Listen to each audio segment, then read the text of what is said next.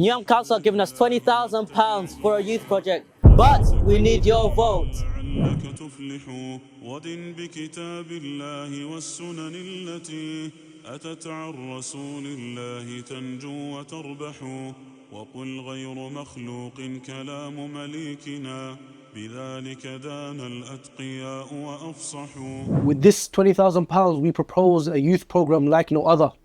Inshallah, we hope to be doing workshops around nitrous oxide and balloon awareness, a youth hub and a youth club for girls and boys at their allocated times, qualifications and training for youth workers in safeguarding and level 1 and level 2 in youth work, as well as residential trips for boys and girls, programs, sports programs, and so much more, as well as soft play and a mothers and fathers group where they can come, socialize and have their kids do some soft play as well as sensory play. But we need your help. So this is where you come in. We need your help to get this money. If we get the top 10 votes in the Manor Park ward, we will be awarded this £20,000. So click the link or scan the barcode, vote for Al-Qura Social Resilience Program, as well as the other programs that are in the borough.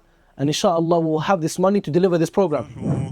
وقل ينزل الجبار في كل ليلة بلا كيف جل الواحد المتمدح.